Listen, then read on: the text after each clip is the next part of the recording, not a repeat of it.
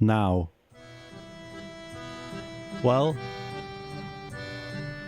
they said it would never. Everybody, and welcome to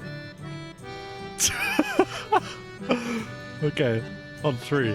1, 2, 3. Hello, everybody. Welcome back. Welcome back to Friends of the Phantasm. Friends of the Phantasm featuring presents the new Canon. The new Canon. Featuring Tingle and Old Stew. Captain IJ. Captain IJ. Don't call me Old Stew. Oh, it used to be called Old Stew before your upgrade to the captain. They used to call me Old Stew. Yeah. When you become captain, you know, the day that I die, they change your name. Captain Tingle. Captain Tingle. Why don't they call me Captain Stew? Tell you why, that's not my fucking name. Yeah, you changed it. In my upgrade. Yeah. Well, it's been a while, hasn't it, guys? A lot's changed. More things have stayed the same. We're still stuck on this boat with nothing but ourselves and movies to keep us company. You've got a job. I've got a job now. I'm the only spoons on the boat. The only Weatherspoons on the boat has hired me. Jamie, our only listener, he's got a job. Don't dox Jamie. Did you say he's got a job or he's got a dog? No, he's in training for a job. Oh, nice. What's he doing? As a railway mechanic. I think I'm actually doxing him. Well, no, I applied because they're opening a new railway station in my town. I tell you what, I applied for that, and I went through the employment agency I was with, and they never even got back to me. Isn't that crazy? Because they found their man. Because they found Jamie. Old Stew. I was Old Stew. Did he take my name? Yeah. When I graduated. Well, yeah. Good for him. Well, Jamie, our only listener, as you'll know, last time we talked about the well, I don't want to say amazing, I don't want to say bad, but we talked about a film called Mr. Accident. I thought it was good. I thought it was bad. People were very polarized on it. But this week, I think I see on the shore a new movie. Get me my telescope, pirate. Here you are. Is that a tin or a DVD? I can't. You have a look. Is that The Godfather? It's not The Godfather. In fact, you actually said that last time. That's going to be episode 74. It's going to be about The Godfather. Yeah, the famously forgotten movie, The Godfather. Oh, this is such a meandering intro, guys. We're Friends of the Phantasm, present the new Canon, and we're watching Cold Dog Soup. Cold Dog Soup from the year 1990, directed by I should have taken a note of this. Do you know? Yeah. Okay. I'll reveal it in 3, 2, 1. Directed by Alan Mehta. Directed by Alan Mehta, who famously made the Rodney Dangerfield starring comedy Back to School. Yeah. Classic. I believe Police Academy Mission to Moscow. That would have been the 7th Police Academy film, right? Don't know. Richard Pryor's Moving, he directed, and to top it all off, Cold Dog Soup, 1990. Totally. So, you know, this is kind of a comedy director for hire directing a film based on a novel by oh my god, I really by Stephen Dobbins. I've never read the book. You've never read the book. Never. We only watched the film once, and that was weeks ago because life's just gotten in the way. So this should be an interesting episode, huh? Huh? Indeed. Let's just dive right into it and tell you guys about Cold Dog Soup. And away we go! I've got a transition song if you want it. Yeah, just I can edit it out if I don't like it. You will like it. Okay. We are going to see the movie and talk about the movie. In this next segment, we'll talk about the movie and everyone we love. It's awesome. This movie is awesome. It's gonna win the show, and then we're gonna watch some more movies. Episode 74, The Godfather. Yeah, that's good. Well, I want to make a unique theme for every section at some point. Well, you can use that. Yeah. And I'll hire an orchestra to back you up. I'll just take that recording and play it to them. Children's choir. It's a movie. No. So Cold Dog Soup. This is a movie that goes on, well, it seems to go on for ages when really it's just 87 minutes. It's not even 90 minutes. But it seems like a lifetime. And in spite of that, not much happens. As we get into the plot together, I think you'll realize that this is going to be a really short episode. Because in terms of narrative, not much of substance happens in Cold Dog Soup. But in terms of character, there's 3 of them.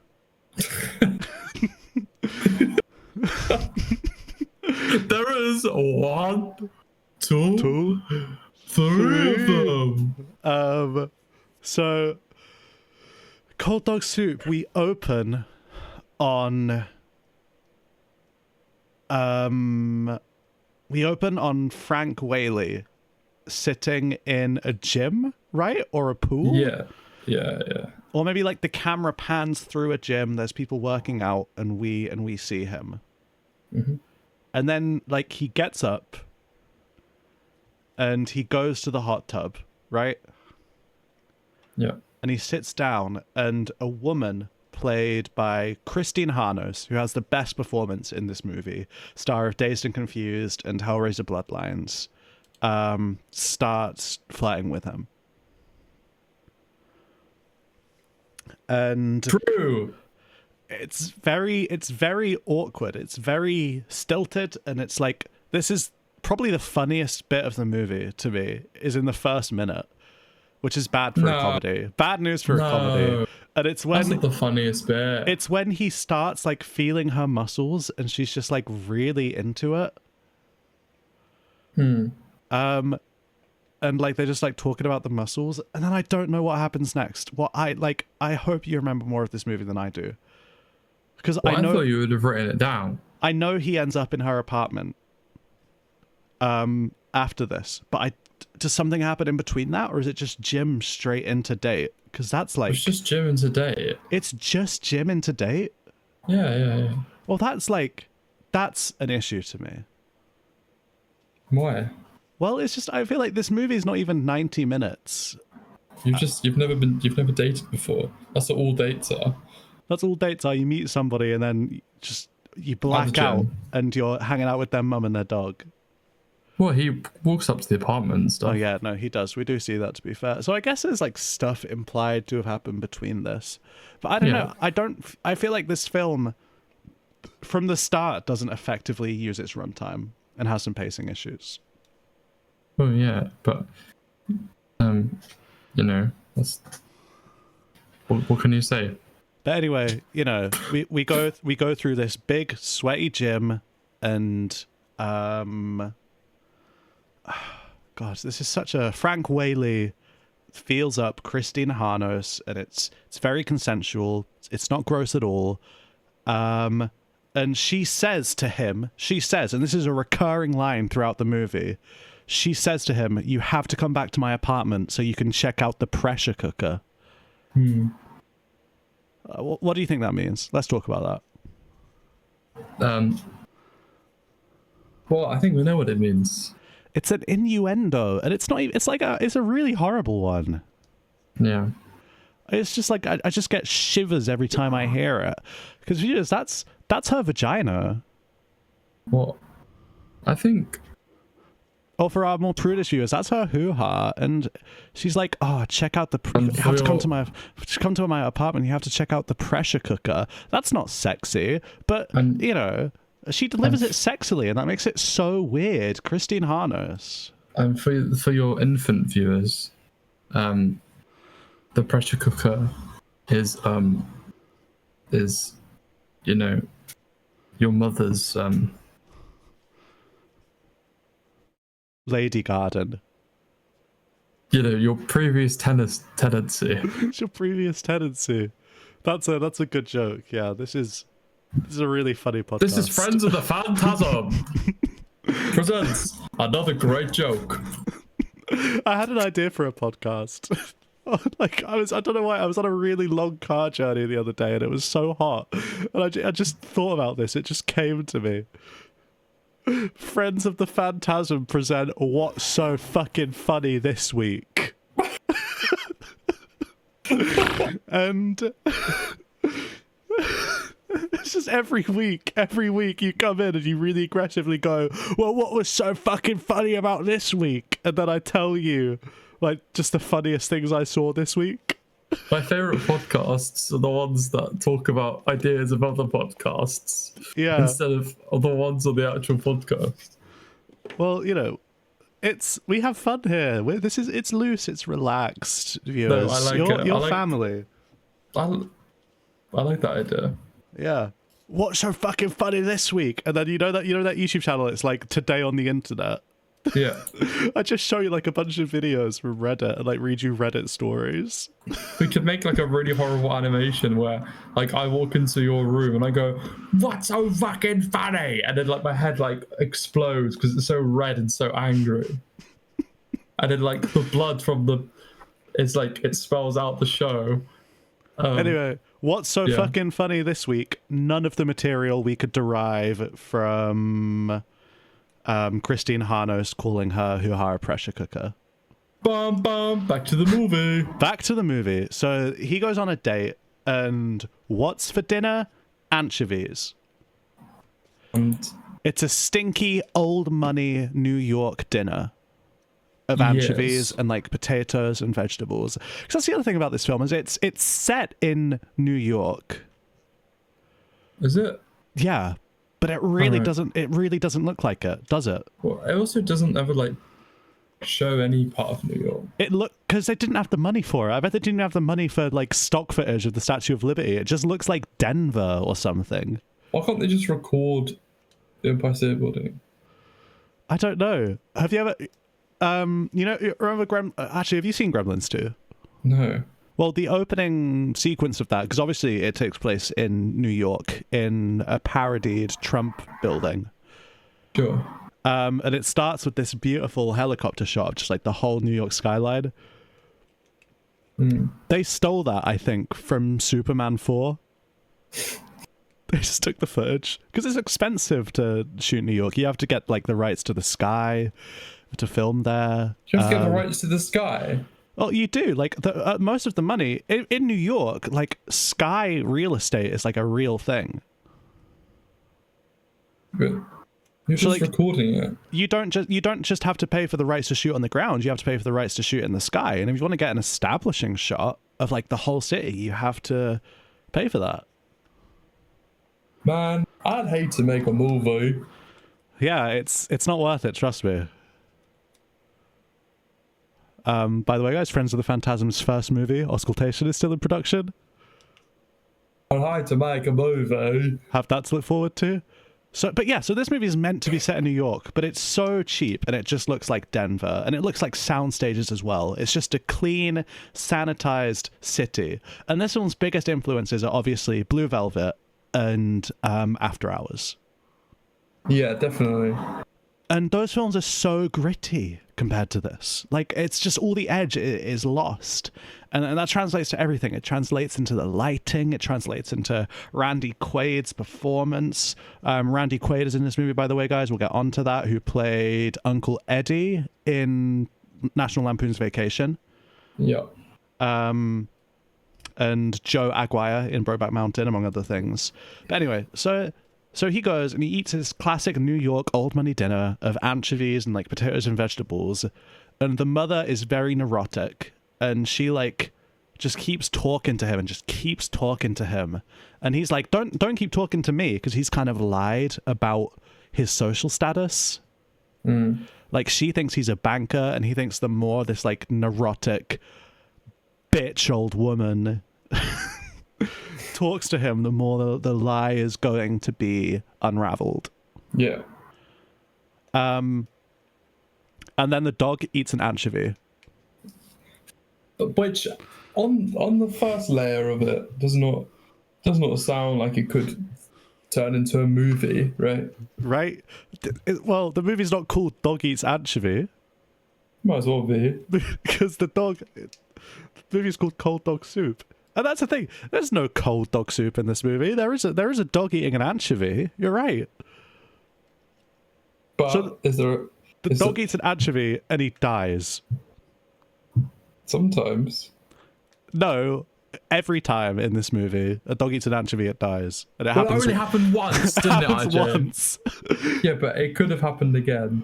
And he, it's not guaranteed that he did die. Yes, it is. What? He did die. I swear, like, I know there's the bit where they're like, oh, maybe he's not even dead and he's just passed out. But then they realize he is dead, don't they? Yeah. He goes to bury him. Oh, we're getting way ahead of ourselves. Go. Keep going. So anyway, so the dog dies and the mother's like, oh, I'll love you so much if you can just go out and bury him, like, tonight so I can move on. And like take these flowers. These were his favorite flowers. And I think it like has something to do with her husband who's dead. But I can't remember what. Yeah. Well, they said that, her husband would have loved, well, first of all, loved the dog, and would have loved for the dog to be buried in like a blossom yard or something. What kind of rubbish dog dies eating an anchovy? I would love it. Don't be mean. I literally said a second ago, dog eats anchovy. And you couldn't stand me. I could never stand you. I hate you. Oh. I'm sick of this show. Episode over. Then I flip over the table we're recording this at. See you later. See you later, Jamie. Yeah, see you never, Jamie. I hate you too. No. Boo. Bye, Jamie. Bye, Jamie. Bye, Jamie. No, we really appreciate the support, Jamie. And maybe now you're training for your new job, you can donate to our Patreon. Bye, Jamie. Which, by the way, everyone can donate to our Patreon. It's in the description, and it'll be linked to in our profile on any website you may be listening to this on. Anyway, so he goes out to deliver the dog to a graveyard. Deliver him from like this world. Deliver him to heaven. He goes to bury him. And he's like, okay, Randy Quaid, you're a taxi driver. We're introduced to his character, Jack Cloud, Randy Quaid. And he's like, just take me to this graveyard. And Randy Quaid is like, no! Because I know a guy who'll buy this dog off of you. And he does. He does. He's like, why don't you go out and make a little bit of money tonight? Why don't you go out and make a little bit of money tonight and sell this dead dog? And touch me while you're at it. And touch me while you're at it, right there. Right here, and he points to his nose. And he scratches it, and it's just really, really good. That really doesn't hits happen. the spot. No, that doesn't happen. It could, though. It's called Cold Dog Soup. Like, that could happen in this movie because the three main characters get involved in a little bit of a love triangle that just goes nowhere, which we'll get onto. No, they don't. So Randy Quaid, who, by the way, is like he's the main guy on the poster for this movie. He is holding the dog. That doesn't happen in this movie. No, but it's implied. Yeah, I guess. And also, like, the dog isn't like alive on the poster, and he's holding his paw up, like he's waving, and he's going like, "Hello, editor, put the poster up." It's funny, isn't it? It's a funny poster. The dog's barely alive through the whole movie.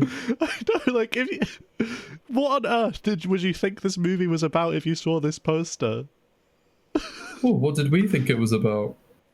I didn't think it was about anything. I actually had no idea what it would be going in. I thought it'd be a good time with a dog, a man, and his can. Tin of soup. So they go out and they go, and this is where the biggest theme of this movie is established. This whole second act, which takes up maybe 60 minutes of the film's runtime, is established by them going to some place somewhere that is very nondescript, because this movie has dreadful mise-en-scène and location. What's that? Like, on the stage, the things that you can see on screen in this movie are very poorly thought out. Because, like, can you tell me where they meet these first set of people? Where? Yeah. Like, it's just in some building somewhere, right? Yeah. And so they go, and out comes a very obvious, very stereotypical Hasidic Jew. Yeah. And you know what? Why don't you tell us what his accent sounds like? Alan Carr, it's me. I'm the Jew. I'm Alan Carr. I'm a Jew, too. Just like you. Grow. Alan Carr, I'm not Jewish. I'm something else. I'm Minion Man. What? I'm the Minion Man. Grow. That's not a religion. Can be. What religion are you, Minion Man? Yeah, put that on your job application and shove it up their snouts. Put that on the poster. Put that on the poster. Cold dog soup. Oh, I'm the Minion Man. So yeah, like, he goes in, this like Hasidic Jewish man is very nervous. He's very neurotic. He's short. He's emasculated. So funny, it's so funny. It's not funny. It's not. Because it's just like, I don't know, like, it's just like, yeah, these are, wow, that sure is like a way people think of this like ethnic group, isn't it? It's so funny. Like, you can't just like present stereotypes and acts like that's a joke without like saying anything about it, because there's just like nothing there. Hang on, I don't mean to alarm you. Oh. Hello. My laptop is shut down. Well, welcome back. Thank you. I'm gonna leave all that in. No, don't do that. And we're gonna have no fans ever. Which is good, because summer's coming up. It's just that I just upload the bits of silence. And that's the whole podcast. Yeah. Have you ever seen the Tom Green podcast? That's what he did. If you go on like your podcast app and look up Tom Green, it's just like 5 things, and it's labeled like test 1, test 2, test 3, test 4, and he just goes like, yep, test in all of them. Yep. Have you seen his new podcast coming out? With Kenny? Yeah. Yeah, I'm excited for it. Looks cool, doesn't it? Yeah. Pretty be offensive. Warning! They should get Pickle Spicky on it. Yeah, they should. But she might be too offensive for them. I know. Too offensive. For Tom Green and Kenny Hotz, could you imagine? What do I say? You go and you're like, have it on a stick. Oh. Hello. My laptop is shut down. Well, welcome back. Thank you. I'm gonna leave all that in. No, don't do that. And we're gonna have no fans ever. Which is good, because summer's coming up. It's just that I just upload the bits of silence. and that's the whole podcast. Yeah. Have you ever seen the Tom Green podcast? That's what he did. If you go on like your podcast app and look up Tom Green, it's just like 5 things, and it's labeled like test 1, test 2, test 3, test 4, and he just goes like, yep, test, in all of them. Yep. Have you seen his new podcast coming out? With Kenny? Yeah. Yeah, I'm excited for it. Looks cool, doesn't it? Yeah. Could it be offensive? Warning! They should get Pickles McGee on it. Yeah, they should. But she might be too offensive for them. I know. Too offensive. For Tom Green and Kenny Hotz, could you imagine? What do I say? You go and you're like, have it on a stick. But they're like, that's not heaven! It's just a chip! What did I tell you that I told my dad, my dad watched Heaven on a Stick. They went, what even was that? It's rubbish. And I made a joke about AI and they went, it's not funny. It is funny. It's like, why is he drawing the line at AI and Heaven on a Stick?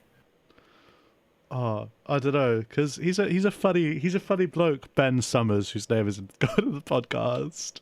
Great. Could you imagine if instead of editing any of this out, I just swapped Ben and Jamie's names? It's really good. So no one knew who was who. No. Okay. So back to cold dog soup. They've just What will we do with you? They've just met the Jewish guy. Yep. And so what I remember now, and with some help from IMDb, is that this guy is a furrier. He skins dogs and he makes them into coats. Yeah. Basically. And so he goes and he takes it to his like master at the sewing machine and he goes like, is this good? And then the guy's like, that's no good. I'm not going to do the voice. Sorry, guys. I could not? though. Because I don't want to. It's just like hard.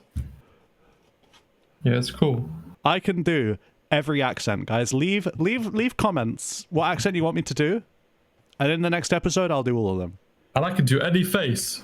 I can do any face. No. So the guy goes like, it's no good. This dog is no good because it's been dead for too long to make a coat out of.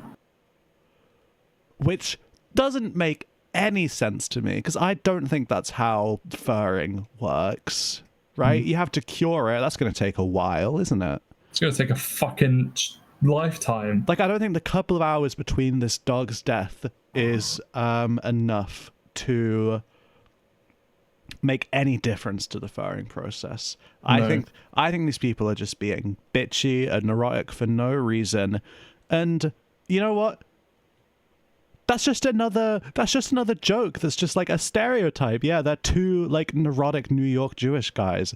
And then the guy pulls a gun out of nowhere. He's like, you hurt the guy, get out of here. And he pulls a gun out of his trousers and his like hands are shaking as he's holding it. Yeah. There's a lot of violence in this movie for no reason. reason. A lot of violence in this movie, and none of it happens for any reason. Except the dog dying, that's because he ate an anchovy. Dying? Because the dog died? Dog died? Is that violent? Yeah, but I think it is. It's not violent, IJ. You ever seen an action movie? Yeah, I've seen Cold Dog Soup and... No, I was going to say Marty Supreme. That is an action movie. I know, that's why it's funny, because like, why would that be the only action movie I've seen? That's a good movie. It's a great movie. Let's watch that one again. Let's watch that one. Why don't we make this show about good movies? Like, and I'm gonna name them all. Psycho. 2. Like we could watch Psycho. We could watch Alan Partridge, Alpha Papa. We could watch Keith Lemon the movie. We could watch Keith Lemon the movie. 2.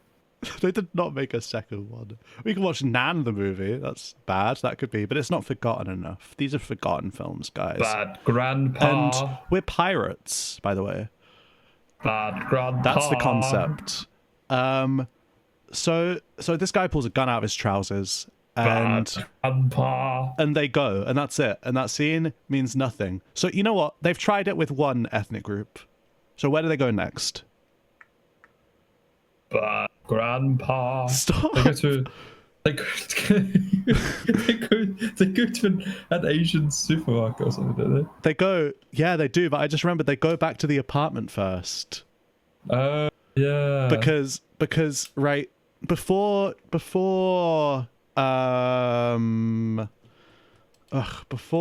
Frank Whaley's character, who is called Michael Latchmer, goes Obviously. out on this adventure, Christine Harnos is like, maybe when the dog is done, I can show you that pressure cooker we've been talking about.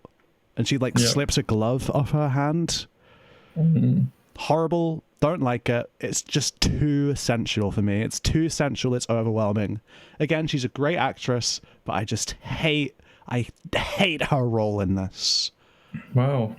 I really do, because it's just so out of place. It makes me uncomfortable every time she's on screen saying anything. Because it's also like, she's one of two women in this movie, and one of them is just like a hysterical nutter, and the other one is just a sex object. Yeah, I was into it. Literally, because she objectifies herself in the screenplay. I was into it. You were into it? No, I'm joking. I don't know. I'm not a big fan of this movie. No, it's rubbish. I'm not a big fan of its presentation of any of its characters. It's just very gross. Like, this is the thing. This is why this episode is always going to be so hard. Is it's difficult to extrapolate comedy from a movie this just repulsive and like vulgar. Yeah. But anyway, so he goes back to the apartment and he's like, well, I didn't get rid of the dog, but how about that pressure cooker? And then the taxi driver, played by Jack Quaid, follows him into the apartment building. Mm-hmm. And it's love at first sight between him and Christine Harnos. And she's like, oh, I don't know who I love now. Because of course she does. But yeah, obviously, she just has to just fuck anything that breathes in this movie. Except the dog. Actually, the dog's not breathing. No, the dog's dead. If the dog was alive, she'd be fucking it. Too. Randy Quaid, he's our man. He's like a lad. He's a proper ledge, and he's like, no, you gotta have sex with Frank, not me. I know I'm beautiful, but you gotta fuck Frank, not me. It's all about him tonight. Which is weird, because his character, I don't know if we've been over this, but he's meant to be like a sort of Christian Buddhist New Age fusion guy. Yeah. Who's like really zen and is always saying catchphrases. Like, time is money, money is time. That's one of the ones he says. And I only remember that because it was in the trailer. I don't remember any of his other catchphrases. he says, don't be late and hesitate. He goes, have a banana. Don't end up in the slammer. He says, I'm talking to everyone in this room, one by one. Now when I'm done, we'll have some fun. He says, he doesn't say any of this. No, he doesn't say any of those. And also, you know, Alan Carr and Gru aren't the two Jewish guys. We made that up too. But it would be good if they were.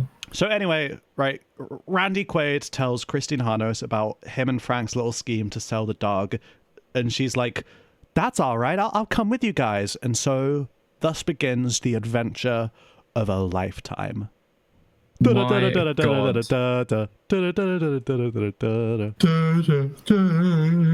It's like the Coldplay song, you guys. So they go, where else would you sell a dog? They go to a Chinese restaurant. Obviously, because the Chinese eat dogs. All Chinese people eat dogs. All Jewish people shiver if they hold a gun. Clip that.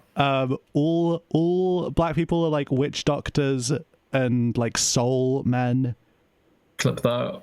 And I don't know, all gay people are just like weird piss freaks. Clip that. I'm happy with you clipping that last one. I mean it. It's just I hate this movie so much. I really lament that we're having to talk about it. So they're at the Chinese restaurant. and they go onto the roof for some reason, because again, no location in this movie like represents anything or is anything. No. They're at a Chinese restaurant selling a dog, and so they're on a rooftop of like a 2-story building. What? Yeah. Make it make sense. Huh? Did you say to me? That's going to be our catchphrase. That's going to be on t-shirts. Make it make sense. Old partner. And then on the other side of the... Fence. No, there's like a plank going to another building, and on the roof of another building is a very young Dante Basco, which is interesting. Who's that? He was Rufio in Hook. A year after this movie, he was Dolph in But I'm a Cheerleader. He was some of the voices in a Goofy movie. He voiced a lot of characters in that. And he's a bit of a ledge. He's a bit of a legend. And This is a swell guy. He's just a swell guy. This is one of his first roles. So if you want to see a really young Dante Basco playing like a young Chinese black market dog meat manufacturer, which we've all asked God to give us, to see before. which we've all asked God So to that'd be just fast, bring in really. front of our eyes, then watch Cold Dog Soup. Maybe you'll love it. Maybe you'll hate it. Whatever you do, just rate it. That's my catchphrase. Just fucking rate it. Wait, it's whether you love it, whether you hate it, don't forget to rate it. That's my catchphrase. Catchphrase of mine is make it make sense. we do our live shows and we say those as we walk on stage and everyone cheers, and then we like go, settle down guys, settle down, like hand gestures. And they never do. There's one guy at the back just like so erect, it's just It's like, oh my god, it's just spewing blood. it's oh my god. What, remember when we played Jackbox, you came up with that character, what was it? It was like, if I don't come I'll die. It was Jamie in 5 years. Yeah, Jamie, in 5 years, if I don't come, I'll die. Oh, Jamie, we love you.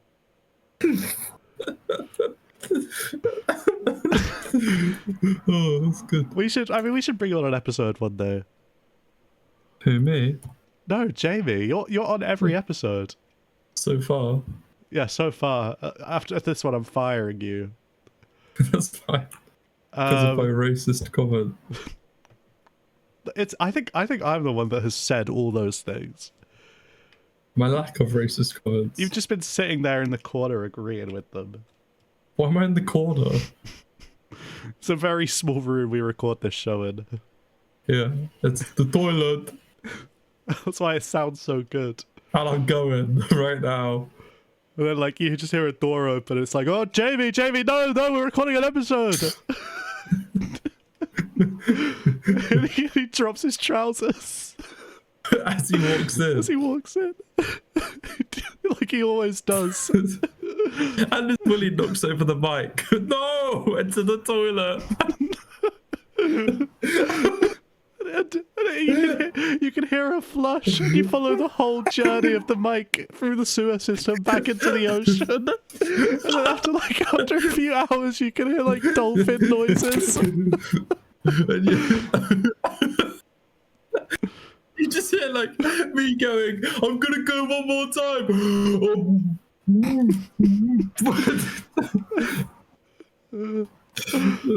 Oh, Jamie, what are we gonna do with you? Knocking things over. Jamie, what will we do with you? No, so they go to a Chinese restaurant, and then they have to like cross over for some reason in this nondescript location. They have to get from one rooftop to another for a reason that isn't fucking established, because nothing in this movie is established. It's like a stream of conscious movie. It feels so indeliberate. And yet everything is deliberated in it. The lighting is very controlled and flat. It's very just corporate looking. And yet nothing makes sense. It really angers me. Yeah. Because it shouldn't anger you. This is not what filmmaking should be. Oh no, well, I'm not really angry. I'm just, you know, like the AVGN, like the angry video game nerd. Yeah. I'm like the angry movie maniac. Yeah. And I'm terrorist, your partner. Your TV terrorist. Yes. Oh, The Godfather makes me mad. Yeah, and what about Emmerdale? Where are we? Yeah, so then they go and like Dante Basco sneaks the dog into the restaurant, and the owner of the restaurant looks at it and is like, "That's no good." By the way, the chef in this movie is played by a guy called Peter Pan. Really? Yeah. That's real? Yeah. Who's also been in When Harry Met Sally, Death Wish 2 as Chinese landlord, Walking the Edge as Chinese herbalist, and Ninja Academy as Yamazaki. Ninja? Yeah, Ninja Academy. Never even heard of it. So this guy, safe to say he's been very heavily typecasted over the years, and Cold Dog Soup is just a list, one in a list of many. Yeah. And in this movie, he is a cook in a Chinese restaurant who looks at the dead dog, called Jasper, by the way. He looks at it and he says, "No, been dead too long. Already gone into rigor mortis. I can't cook that. The meat will be stringy. It'll be like too many tendons in it." And so they have to keep going. They have to keep going. Except they don't. They go outside and there's a car chase scene. Why? Do you remember why? Because they want to deal with the people. They want to do a deal with the gang.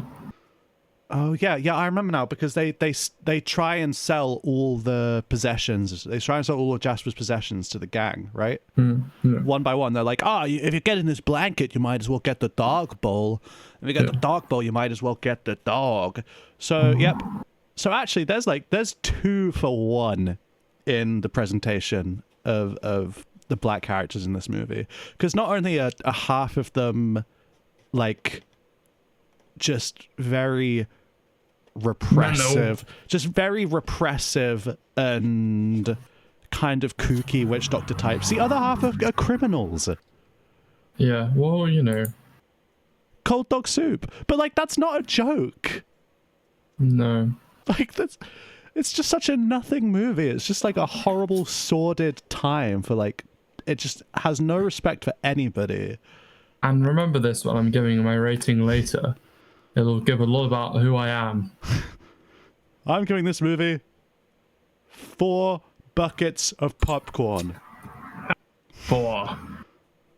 No, it's just so bad. It's just so horrible to watch unfold. And you reminded me of an aspect of it that I didn't even remember, because it's just unrelenting, this movie. Cold Dog Soup is just unrelentingly negative and unrelentingly racist. It's a despicable movie. This is more evil than like Salo. I'm having a bad day. Less evil than like Cannibal Holocaust, I guess. What about Despicable Me? Despicable Me isn't evil. It's good. It's nice. Hello. I'm the Minion Man. All the minions are evil. Agnes is evil. Margot is evil. That's the trailer for the movie. Pharrell Williams goes over every character. Bob is evil. Larry is evil. So yeah, they like annoy these gangsters, and there's a car chase, and continuity editing is not respected at all. Nope. Like, you will see a car come in one direction, you'll see one come in another direction, and then they like reuse footage because they're cheap. One goes over a ramp. There's like a crash, I think. One goes out of here, into here. It's just very sloppy. It's just very poorly made. And you think, like if you have the money to get all these cars and wreck them, you would think you'd put more care into it. Totally, yeah. To make it look more consistent, to make it look more continuous, to make it feel like something that actually happened. But no, Alan Meta is just, like, he's just a moron. He just can't direct. Totally. And maybe that's fine when he was doing Back to School, and you can just point a camera at Rodney Dangerfield and he'll say something funny. But this movie isn't funny. And Randy Quaid isn't Rodney Dangerfield. No, he's some other schmuck He's some other schmuck who should play James fucking Bond who should play the shit emoji. in the Emoji Movie too. But he was in you know, have you seen the National Lampoon Vacation movies? Yeah. Have you seen Vegas Vacation? No. Because I haven't either, and I really want to, because it's just the one that I haven't seen. Well, you know what you gotta do, don't you? You gotta have fun in the sunshine. You gotta have smiles on your face. You gotta have friends by the wayside. You gotta have everyone in the place. Are you coming down to the fish tonight? We're gonna ask you questions through the night. I wanna tell you how much fun it can be. So anyway, to they go live out. While you're free. They try and sell it to these gang members, and Michael is like trying to act really cool, I guess, to impress Sarah's character, Christine Harnos' character, Sarah Hughes. He like tries to act really cool, and he's like, "Hey, you're not gonna hurt me," and then they do, obviously, and that kicks off the whole debacle, the car chase that's just very boring. And you can look on your phone while it's happening, guys. It's like, it doesn't matter. But don't. You can go on Hinge. So then they go to a hot dog stand, and Randy Quaid goes in to buy a hot dog. Christine Harnos goes in with him because she wants to like hit it on the sly, low key. Okay, high key. High key. Hi, you. Are you watching? Could you stop saying people's names? Like, I actually don't know if she'd be all right with that. You know how fucking neurotic she is about these things. You know how paranoid Kiyu gets. Oh my god. Anyway, so they go to a hot dog stand. And I wish Ewan was here right now. oh, Ewan, what will we do with you? What will we do with you? You fucked the dog, and what did he do? I don't remember. He just fucked the dog, apparently. He hit a dog, didn't he? I don't know. I got out of the situation before I could find out what he did, because it was so bad. Anyway, carry on. Jeez, I mean, what an episode this is turning out to be. Episode 2, guys, and we're talking about all our friends, all our enemies. We're talking about a guy who might have fucked the dog and we had to ostracize from a friend group. Oh, just what a night. Final friend of the evening. Prepare yourself. He's a legend. I might have to cut this bit out. I don't know. Yeah, no, you won't. I don't know. Talking about dog fucking is what I want to have in this show. No, don't have this in. So they go to a hot dog stand, and that's just because Randy wants one. Like, they're not trying to sell the hot dogs to they're not trying to sell the dog to the hot dog people. No. And obviously because they couldn't sell it to the gangsters, to the OGs. Yeah. Frank is holding all of the dog's possessions still. He's holding like a bone, a bed, like toys and that. And like a homeless guy comes up to him, and he thinks he's holding like a knapsack, and he's like, "Hey, you're homeless too, man. Let's be friends." Yeah. It's not that easy to make friends in real life, is it? That is when you're homeless. Fuck. What more you gotta do with your life? Well, I don't know. It's a weird sequence, and again, like, it just doesn't amount to anything in the film. Like, it's just something that happens. It's just another thing that happens in some nondescript place. They just hang out and something happens to make fun of somebody, to really punch down. Because you know who doesn't have it hard enough? Homeless people. The homeless in New York. Their life is too easy. I'm really glad that some like comedic genius came along and decided to make fun of them. And then like, oh my god, yeah. And then Randy goes, "I think I know why nobody's buying the dog." because it's still alive. It's just sleeping. Yeah. And so to like wake him up from this deep sleep, they go to a witch doctor. I told the witch doctor I was in love with you. And here's the thing. This scene is the best made scene in the movie to me. What bit? The witch doctor scene? Yeah. It's because like the sense of terror, Go on. the sense of terror that the scene constructs is really powerful. Like there's that droning like synth score in the back. There's like things flying about. The camera work is very slow. They use like a rolling shutter to draw out some effects. And it's like, it's actually really scary. Like, it's quite uncomfortable. We said towards the end, we feel really uncomfortable watching this scene. Mm. And it's just such a shame that that terror is only there because the director is scared of black people. Yeah. Like, again, it's just so telling of Alan Mehta as a director that this film's strongest moments, technically, have to punch down and come at the expense of people. It's just a really hateful movie. And that's all there is to say about that scene. It turns out the dog is actually dead. The dog is dead, yeah. So again, it's just another thing that like they just go to some place that doesn't have anything to do with what's happening. Like they go to like a frat house to do this.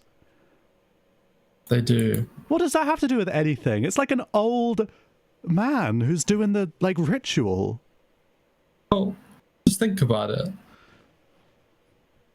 I Go don't, on, I don't know how time. to do that. I'll give you some time. Tell you what, let's take a break. Come back in half an hour.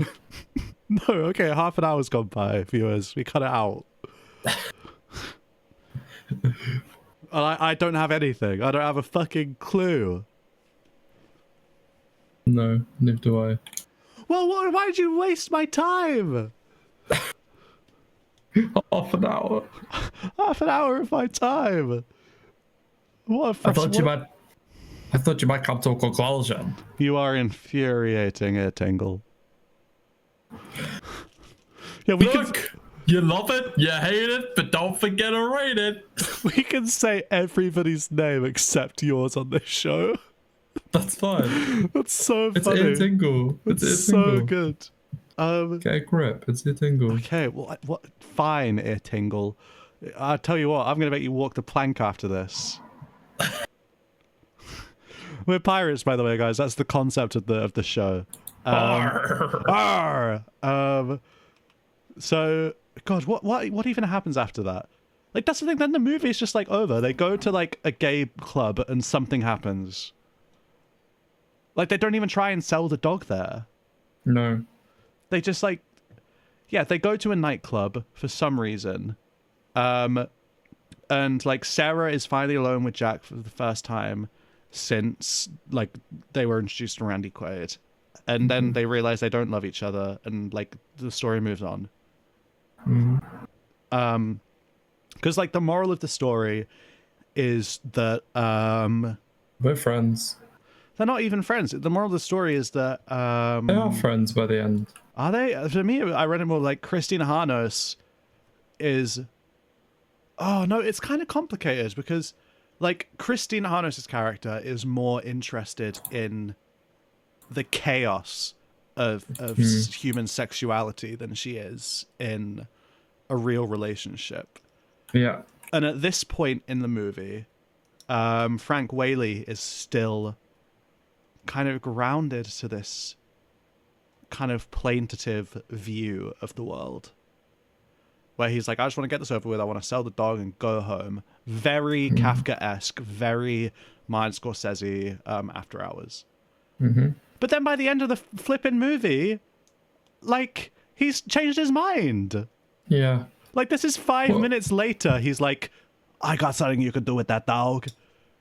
It's called character development. Yeah, okay, well, why is there no character development for like an hour and 10 minutes? And then at the end, like, there's just a switch that flips at his head. Look, he said at the beginning of the movie, I find things difficult to explain, mate. Does he? No. Yeah, I don't remember that. I also don't remember him being Danny Dyer. Listen, yeah? Mate, I find things difficult to explain. But I've got a dog to sell ya. That's not what Danny Dyer sounds like. I'm so sorry. Daddy, Let me if you're just listening, we're sorry. let me just fill my mouth with spit quickly. That's not dishing, mate. Don't do that. I've got a dog to show you. No, stop. It's horrible. We're gonna vom. Oh yeah, do it on the mic. This is the gross episode. The last episode was because I did my first ever. Guys, I'm putting my armpit up to the mic. Can you smell it? Smell-o-vision. Smell this. Smell the vision. Smell this. Erp. Smell this. Actually, that was rubbish. I could do a real one. Leave it in, Oliver. It's the worst episode. Podcast ever. Leave it in, Oliver. Leave Big it in, joke. Oliver. Oliver, put in a video of you riding a horse. Oliver, put a video of you in a horse. Put a video. Oliver, put in the whole movie. On a horse. On a horse. Scratch that, delete it, make it AI. Oliver, listen here, old friend. Delete this whole episode, delete the whole backing tracks. Listen, Oliver, and just make it AI. Just go to ChatGPT, make a good episode about this movie. Oliver, Google something for me. Google something for me, Oliver. Google something for me. Where the frick do butterflies eat? Look this up on Bing, Oliver. You're a bitch. How about that? Oliver, Google this. Oliver, Google this. How old is Zendaya? Just Google it for me. Come back to me. Put it in the episode. So this is how the movie ends. Is Frank's character, Michael Latchmer, goes to a park and he starts burying the dog when he sees another guy also burying a dog. Yes. And then he says to him, whoa, what are you doing? You can sell that dog. And so the cycle continues. And so the beautiful day goes by. And so that was Cold Dog Soup, everyone. And if you didn't like it, but you loved it, then listen to the next section of the show, which is called Banana Time. Get Out of Town. It's going brown. No, what is next? That's where we talk about our review, isn't it? No, because there's a segment I forgot to do last time. Which is, so guys, the next segment is, do we find the film meaningful or not? No. So, do you find the film meaningful? No. That's very interesting. Because when we watched it, you did. What? Because you came up with a theory. You Jesus. Yeah, because Randy Quaid's character is called Jack Cloud, which abbreviates to JC. And he is somebody that seems to be mad. And by the end of the movie, he infects people with his madness. Yeah. But he also, kind of in this film's weird, offensive, punching down, racist way, accommodates the huddled masses and the poor in a very Christ-like way, which you don't see until the end when they go to the nightclub and kind of the drag queens and piss freaks that are there are kind of presented to be angelic. Yeah. And here's the thing, maybe that's the meaning of the book. And maybe it's all meant to be some allegory that the cycle continues is meant to be something about like, and these are not my views, so don't cancel me, but something about like the parasitic kind of thought parasite that is Christian thought and the way it spreads. Yeah. Like, you know what I mean? Completely agree. The idea that as a missionary, you spreading these beliefs protects other people to the extent that it becomes their obligation to carry on this message, no matter how harmful it might be. Yeah. Do I find this film meaningful? No.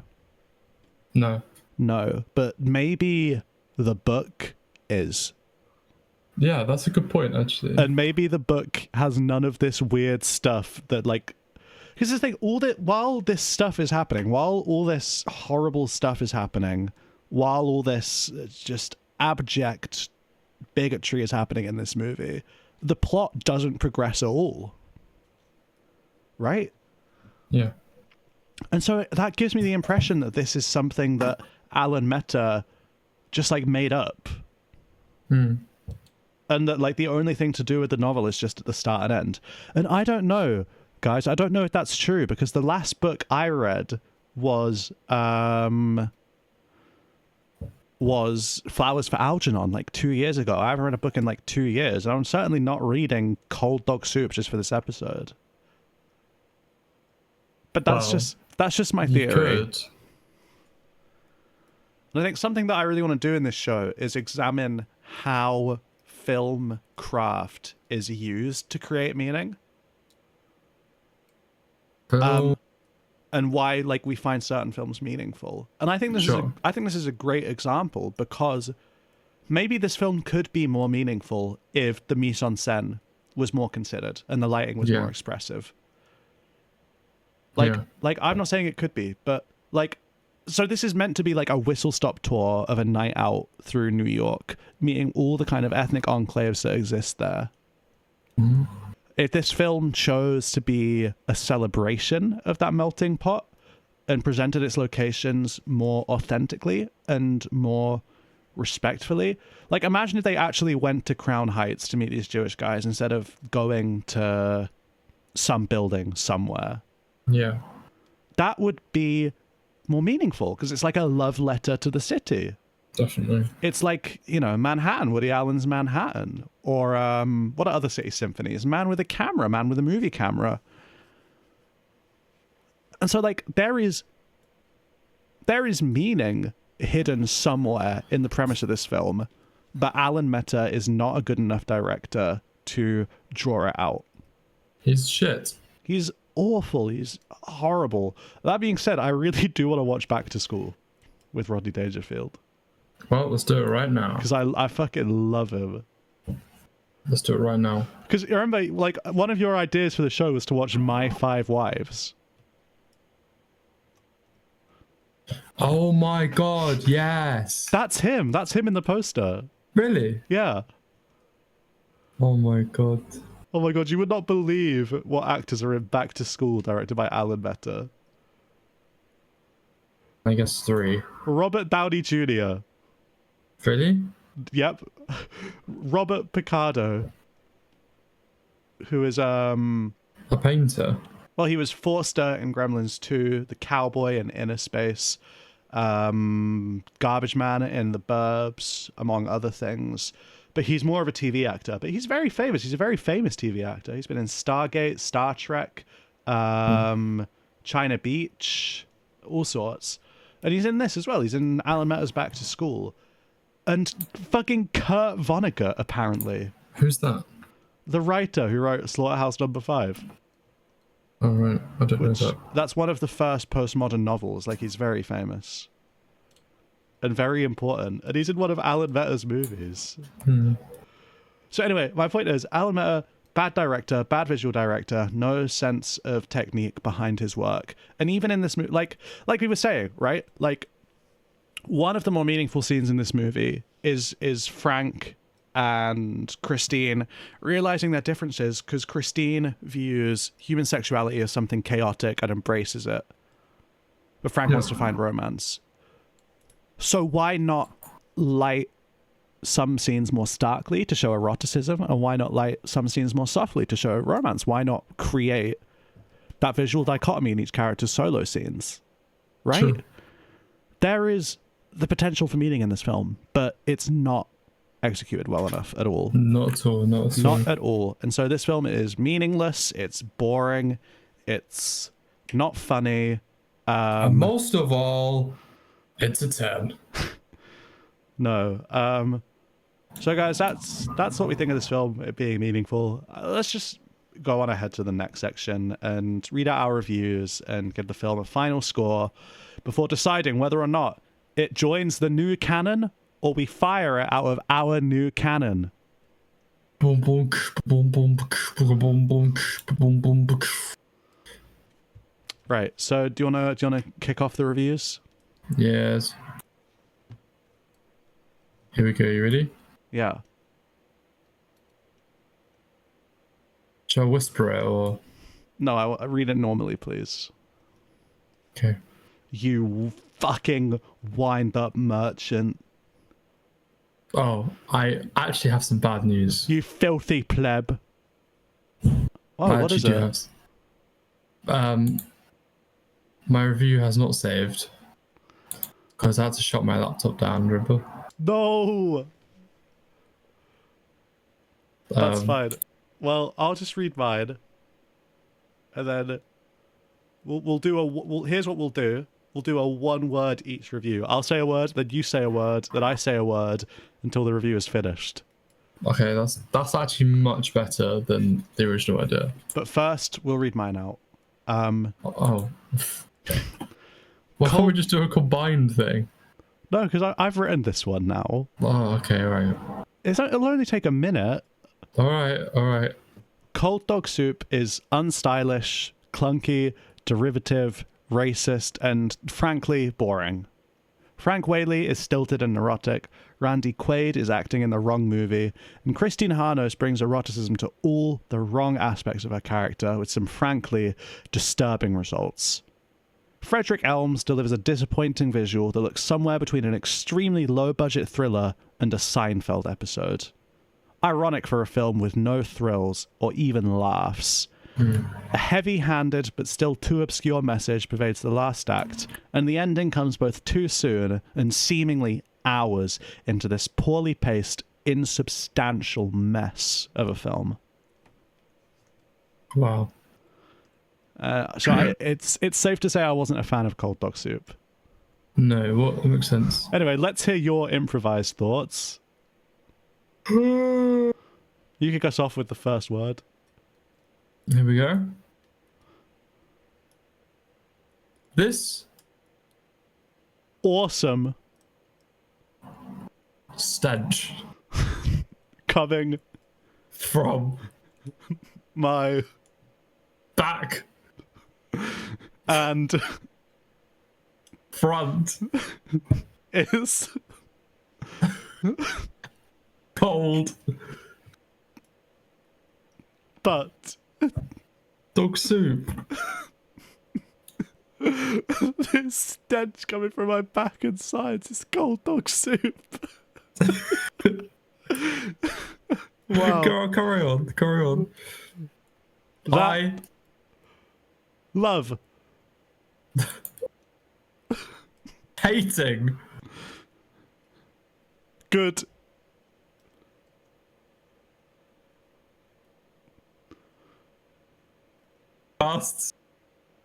Pardon? podcasts. I love hitting good podcasts. However,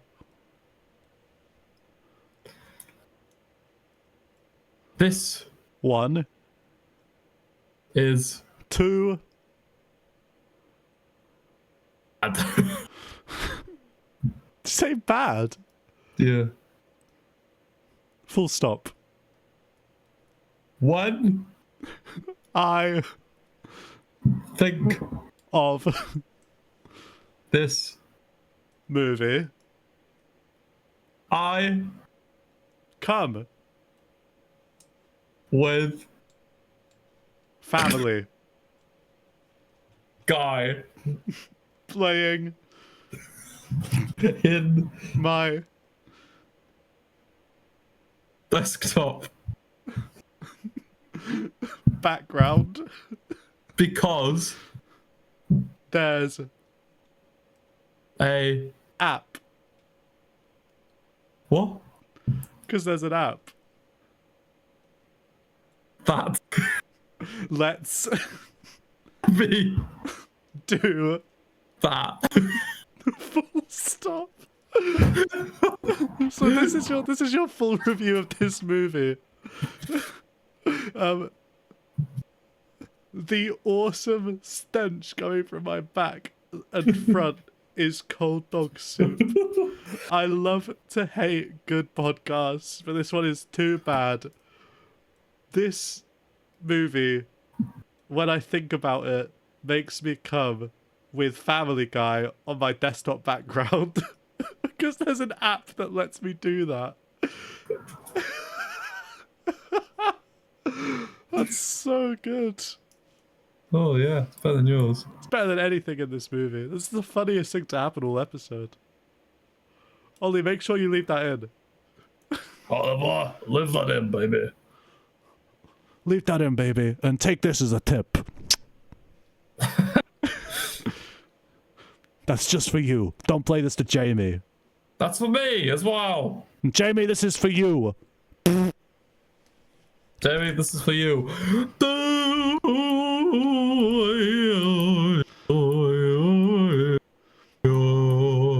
Can you believe we got through a whole episode with no sound effects? I know. Yeah, it's because we don't need sound effects to be funny. I know. Well, so that was cold dog soup, everyone. Let's find out what we're watching next time on the new Canon.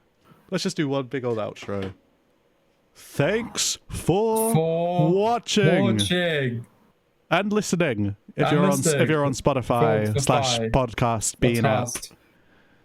Bye. Bye.